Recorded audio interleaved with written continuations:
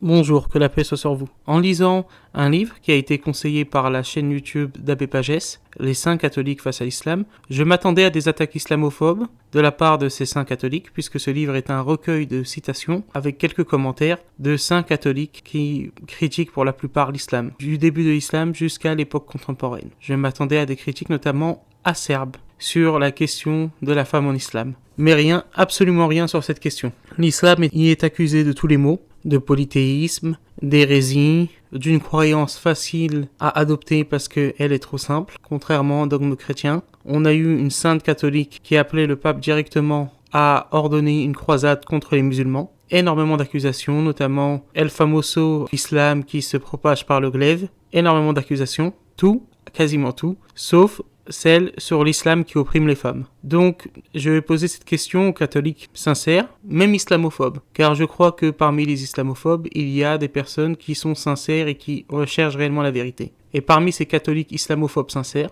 je vais leur poser la question suivante. Votre croyance est la suivante. Vous ne croyez pas simplement à la Bible, mais en la sainte tradition. Vous pensez que ces hommes d'église, ces saints, pour beaucoup béatifiés, votre croyance est qu'ils agissent et écrivent parfois sous l'assistance de l'Esprit Saint. Pourquoi alors l'Esprit Saint ne leur a rien dit sur la place de la femme en islam qui serait, selon vous, exécrable, et ce pendant des siècles et des siècles? Posez-vous la question franchement. Pourquoi vos ancêtres, vos aïeux dans la foi, catholique n'ont rien dit sur la place de la femme en islam? Pourquoi un de vos aïeux dans la foi, un de vos prédécesseurs dans la foi catholique, a même fait l'éloge de la pudeur des femmes musulmanes? Ainsi, Saint Léonard de Port-Maurice étant une petite ville italienne, qualifie l'islam de religion diabolique, et la charia de loi pour les bêtes. Cependant, cela n'empêche pas de faire l'éloge des musulmans, et notamment des femmes musulmanes. Il prend pour base de son argumentation le fait que si on plaçait un Indien qui ne connaît aucune religion comme juge, en comparant les musulmans dans leurs mosquées et les chrétiens dans leurs églises, l'Indien en question penserait intuitivement que la véritable religion se trouve dans l'islam.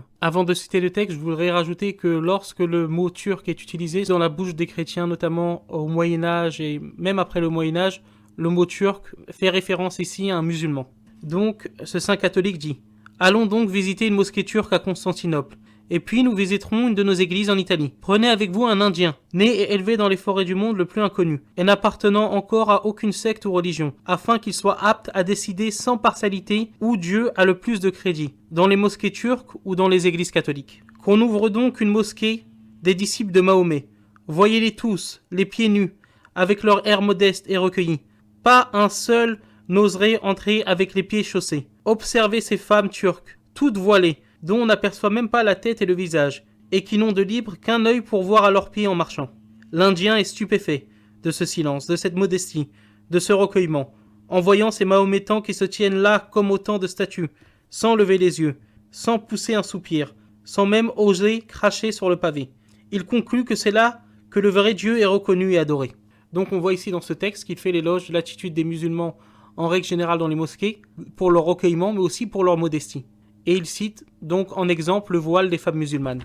Ailleurs, il dira « Combien votre honte ne sera-t-elle pas plus grande au tribunal de Dieu, lorsque le souverain juge vous fera voir qu'un Turc a pris femme avec plus de respect et de décence que certains parmi vous, puisque le Turc n'a jamais vu en face la jeune fille qu'il épouse, et qu'un chrétien a commis avec elle tant d'iniquité, qu'on pourrait dire qu'il l'a conduite à l'église pour y célébrer ses noces par un chemin debout, où il s'est vautré avec elle, quelquefois pendant plusieurs années. » Donc ici, on voit qu'il fait l'éloge de la chasteté des musulmans, et donc que le musulman n'a jamais vu auparavant le visage de son épouse.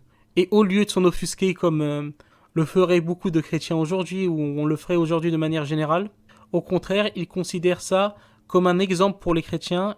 Est-ce vous qui avez raison sur le sujet des femmes en islam, vous, hommes avec un grand H du XXIe siècle, ou est-ce que c'est vos aïeux des 14 derniers siècles qui ont commenté et critiqué l'islam, qui ont eu tort et qui n'ont pas vu l'immanquable, qui est selon vous que la femme est maltraitée en islam? C'est la question que je vous pose. En somme, êtes-vous plus intelligent que les saints catholiques critiques de l'islam? Que Dieu vous bénisse et que Dieu vous garde.